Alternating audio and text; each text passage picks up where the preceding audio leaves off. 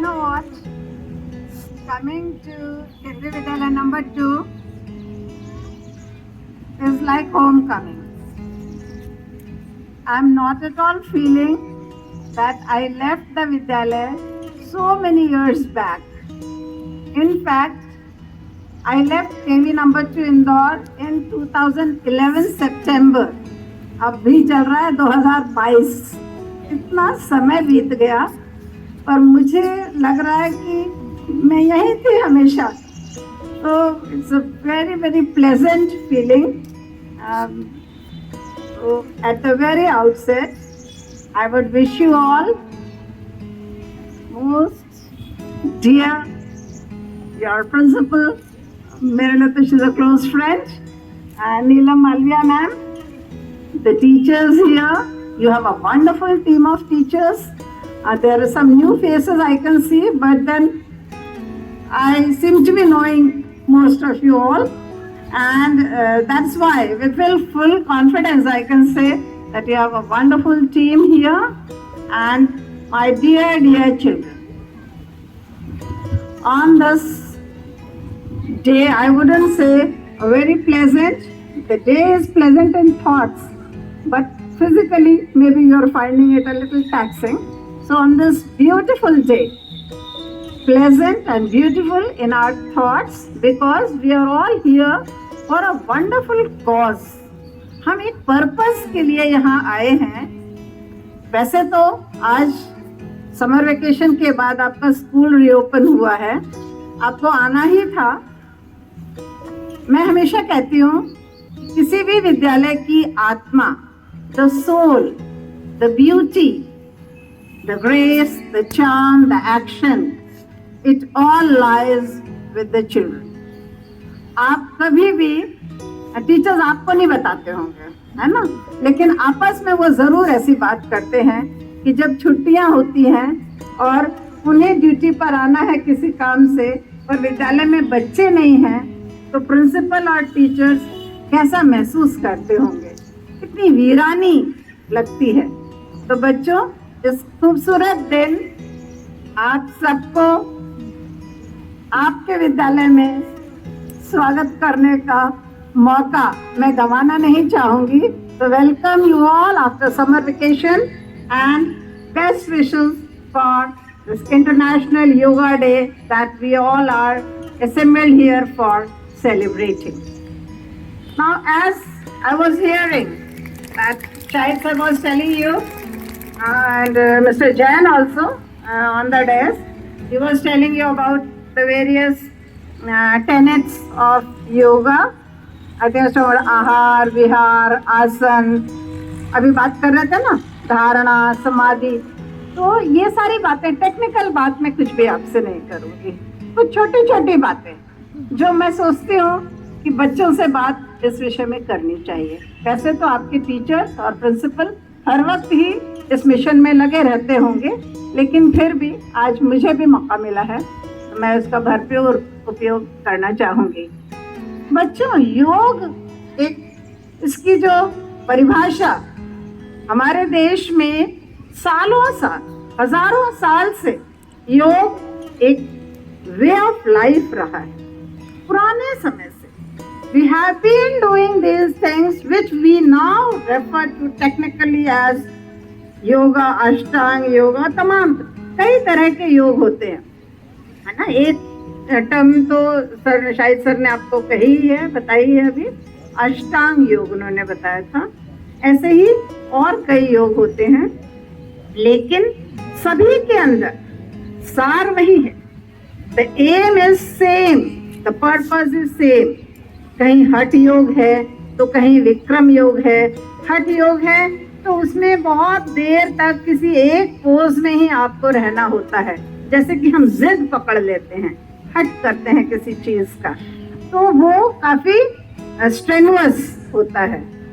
विक्रम योग, not Vikram, it is Vikram योग है, जिसमें काफी गर्म कमरे में 100 डिग्री पे पानी खौलता है. आप समझिए लगभग उतनी गर्मी में एक बंद चेंबर में लोग योगिक एक्सरसाइजेस करते हैं. ऐसे और तमाम कई सेक्ट्स हैं. अयंगर योग है, पतंजलि योग है। तो ये सब बातें जब शाहिद सर आपकी क्लास लें, आप उनसे टेक्निकल बातें पूछिएगा। लेकिन हाँ, कोई भी सेक्ट हो, कोई भी पैटर्न हो योग का, सबका पर्पस वही। पर्पस क्या है? जो योग की परिभाषा है।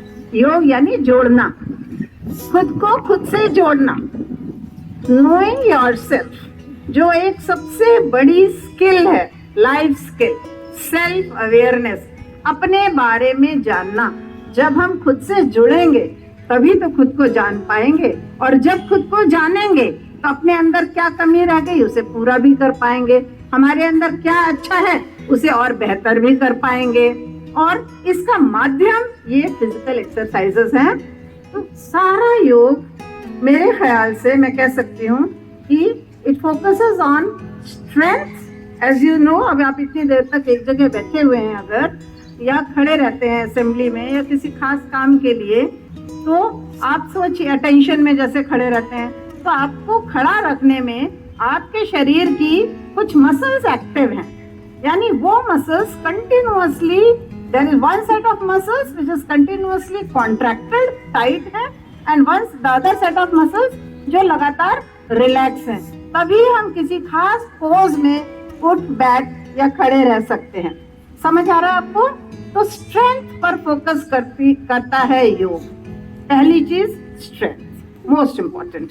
शक्ति नहीं होगी तो फिर क्या ही कर पाएंगे, क्या खड़े हो पाएंगे, क्या बैठ पाएंगे, है ना? तो पहला फोकस स्ट्रेंथ पर। फिर बैलेंस पर। बहुत सारे योग एक्सरसाइजेस हैं, आपको आपकी मैडम करवाती होंगी, जैसे खड़े एक, I think you must be doing it ना, एक पाद वृक्ष आसन करते होंगे, है ना? खड़े हो जाते हैं और एक पैर को उठाकर घुटने पर रखते हैं और हाथों को पूरा ऊपर खींचकर स्ट्रेच करते हैं बॉडी को। नाउ जस्ट इमेजिन, आप एक पैर पे खड़े हैं, जबकि हमारे शरीर की जो मशीन है, हमारी जो डिजाइन है बॉडी की, वो ऐसी है जिसको दो पैर पे बैलेंस करना है, लेकिन हमने एक पर ही करके रखा है। तो योग ऐसे ही तमाम एक्सरसाइजेस हैं, मैंने एक सिंपल एग्जांपल दिया आपको। तो और आप खुद योग करते टाइम महसूस भी कर सकते हैं कि हाँ, इस एक्सरसाइज में हम बैलेंस पे काम ज्यादा कर रहे हैं, फोकस ज्यादा कर रहे हैं। तो सबसे पहला स्ट्रेंथ, क्योंकि उसके बिना कुछ भी हो नहीं सकता।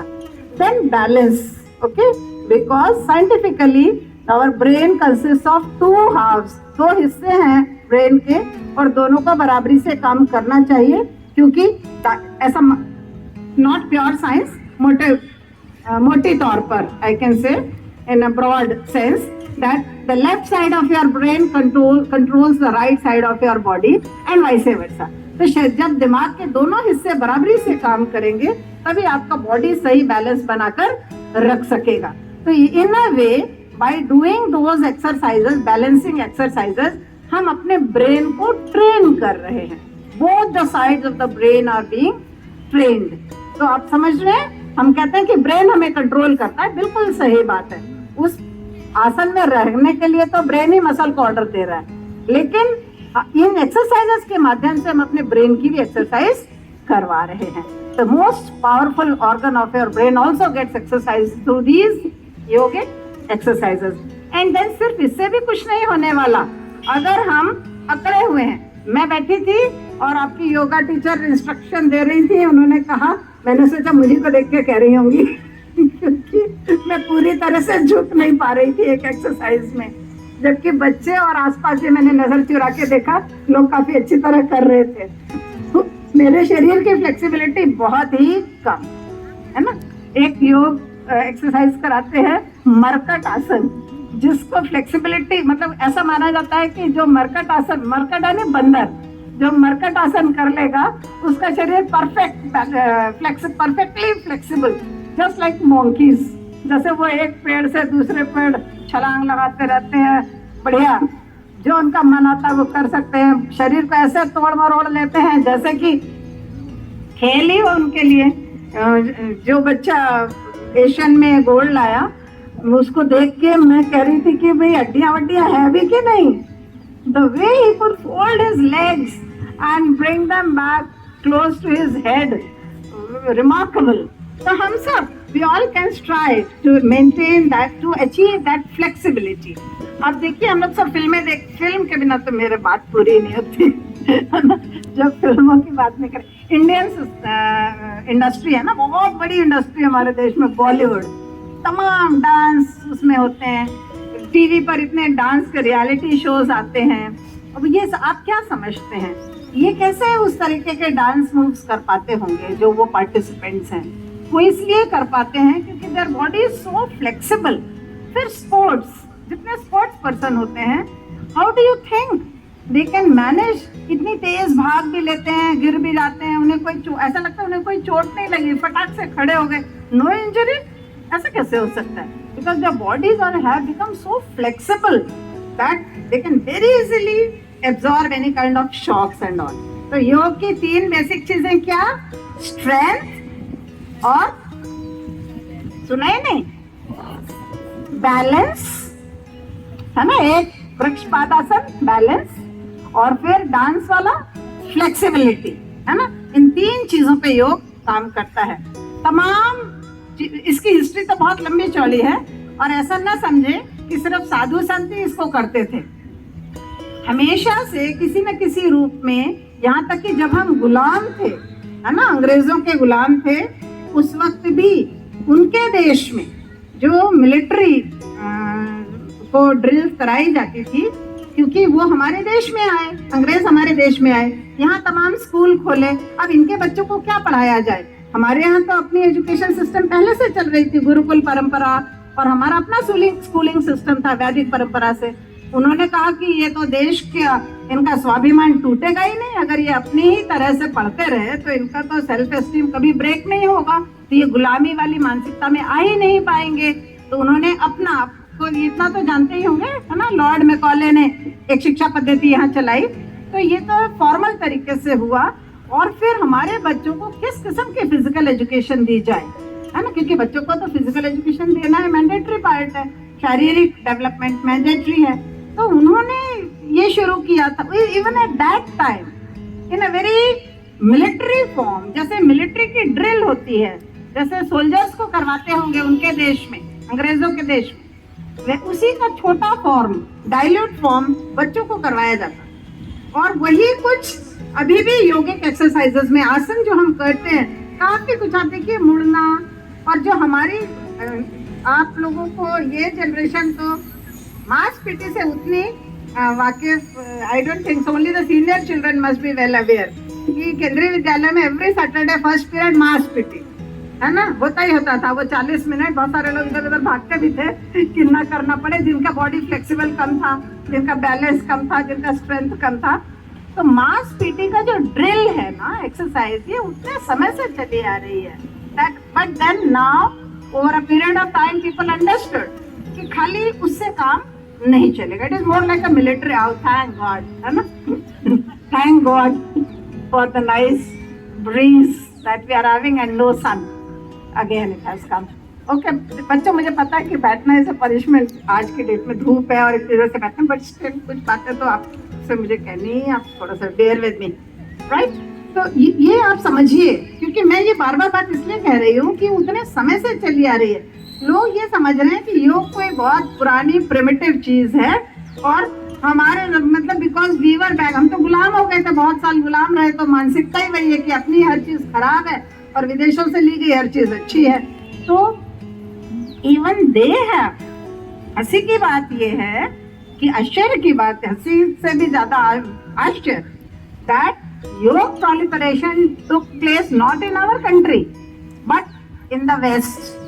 पहले विदेशों में ही योग का proliferation हुआ, हम तो उनकी मांसपेशी में ही उलझ के रह गए। और फिर जब वहाँ बहुत नाम हो गया कि बहुत उन्होंने तमाम रिसर्च की, हम तो अब रिसर्च कर रहे हैं। कैवल्या धाम है महाराष्ट्र में, हाँ ना, हमारे कोई साथी हम लोग जा भी चुके हैं वहाँ पर, they are doing lot of research there.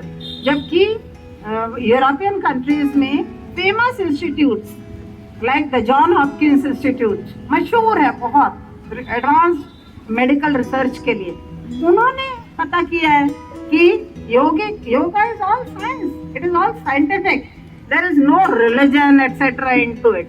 तो जब उन्होंने इतने रिसर्च करके उसके हेल्थ बेनिफिट्स पता लगा लिए, और अपने देश में प्रोपोगेट कर दिया, तब जाकर हमारी नींद टूटी। अरे ये लोग योगा कर रहे हैं तो ये तो हमारा था। फिर हमें वो याद आया कि ये तो हमारी चीज थी, and the other people are taking advantage. Now it has become main stream.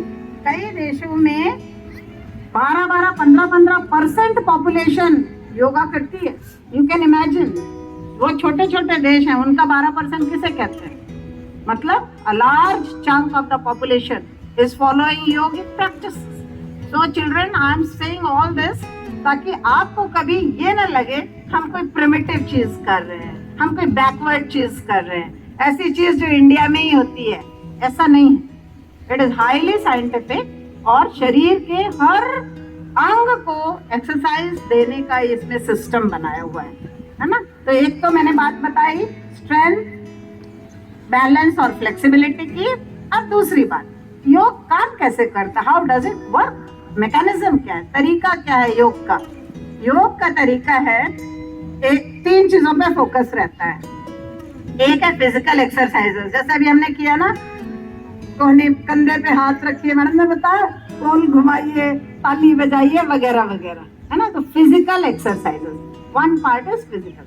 Second is हमने कपालभाति किया, ब्रीदिंग एक्सरसाइजेस। अगर हमारे लंग्स अच्छे काम करेंगे, ऑक्सीजन शरीर के हर अंग को अच्छे से पहुंचेगी, तो हमारी पूरी बॉडी बहुत अच्छे से काम करेगी। एंड एट द एंड, जो आपकी एज में क्या मेरी एज में भी बहुत मुश्किल है पहुंच पाना वहां तक, दैट इज मेडिटेशन। वो बहुत ज्यादा जो इस फील्ड में आगे चले जाते हैं वो वहां तक पहुंच पाते हैं। ठीक है बच्चों, तो मेरी रिक्वेस्ट आपसे कि जब आप ये योगिक एक्सरसाइज करें तो ये याद रखिए कि ये सब साइंटिफिकली टेस्टेड है। इसमें कुछ भी ऐसे मजाक उड़ाने की चीज या अपने आप को शर्मिंदगी महसूस करने की चीज या कम मन से करने के। अभी कल का अखबार मैंने पढ़ा, उसमें एक बहुत बड़ी राइटर हुई है एन रैंड, है ना। उन्होंने एक स्टेटमेंट लिख, उनका एक कोटेशन आया हुआ है, आप सब पढ़ सकते हैं, भास्कर में है। एन रैंड, उन्होंने लिखा कि यदि कोई काम करने योग्य है तो फिर वो अच्छी तरह करने योग्य भी है। If something can be done, it can be done nicely too. यानी आपको हमेशा जो भी आप करें, हम योग की बात कर रहे हैं यहाँ पर, लेकिन वो सब पे अप्लाई करेगा हर बात पर। जो भी आप काम करें उसको आधे अधूरे मन से मत करिए। यदि आप काम कर सकते हैं तो फिर आप अच्छी तरह भी काम कर सकते हैं। तो जो आप योग की एक्सरसाइज करें उसको पूरे मन से, ध्यान से, क्योंकि उसका बेनिफिट आप और सिर्फ आपको ही होने वाला है। All right children, I think lot of fun.